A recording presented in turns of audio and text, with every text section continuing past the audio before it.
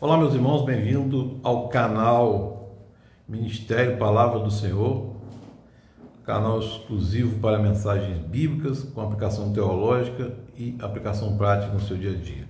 Hoje, Carta aos Gálatas, capítulo 6, do versículo 1 ao versículo 9.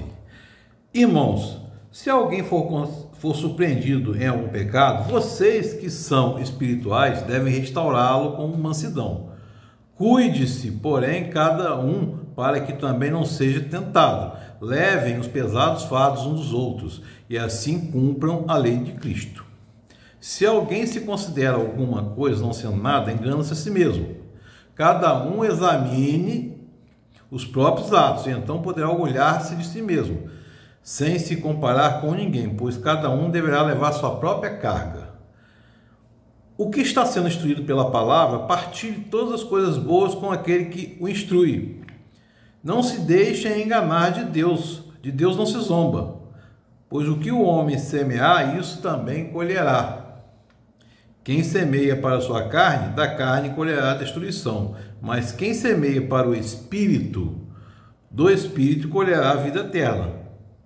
E não nos cansemos de fazer o bem, pois no próprio tempo colheremos se não desanimarmos. Portanto, enquanto temos oportunidade, façamos o bem a todos, especialmente aos da família da fé.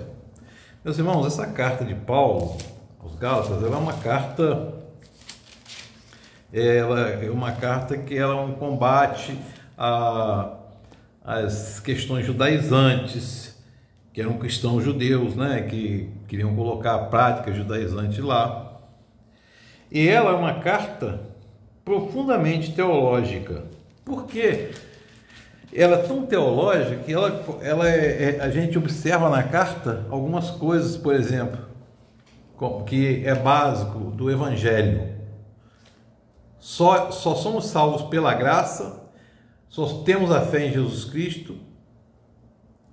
Basicamente isso. Graças à fé, e só existe um Evangelho. Só existe um Evangelho. Meus irmãos, nesse capítulo especial, Paulo chama a atenção para os que já estão convertidos e são espirituais, ou seja, têm entendimento da palavra, não são imaturos mais, para a mansidão da restauração daquele que foi surpreendido, o irmão da fé que foi surpreendido lá em algum pecado. Mas também não basta você apenas corrigi-lo, você deve levar o fardo dele também, ajudá-lo a carregar os fardos deles, e é muito claro quando Jesus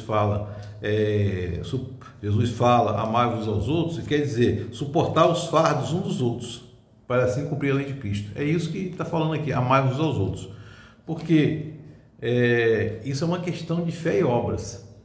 A obra sem fé é morta, e a fé sem obras é morta. Por isso é que ele fala, me mostra as tuas obras, que eu mostraria as obras que minha fé pode fazer. E são obras excelentes, né? Porque a fé em Jesus Cristo produz obras boas.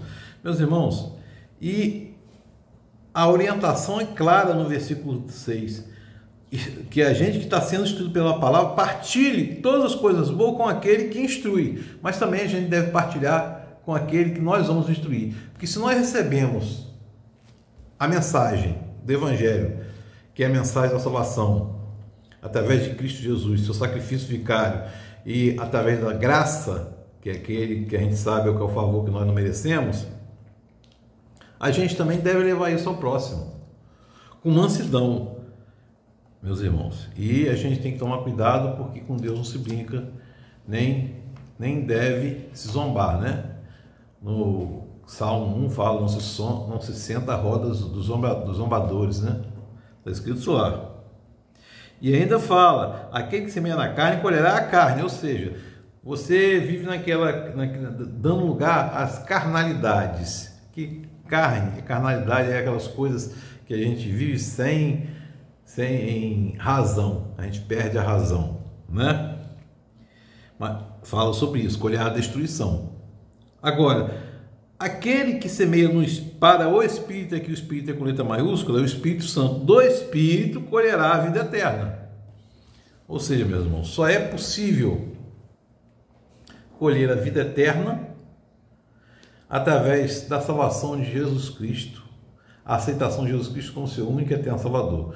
E, meus irmãos, isso aqui chama muita atenção aqui, para a gente não desanimar.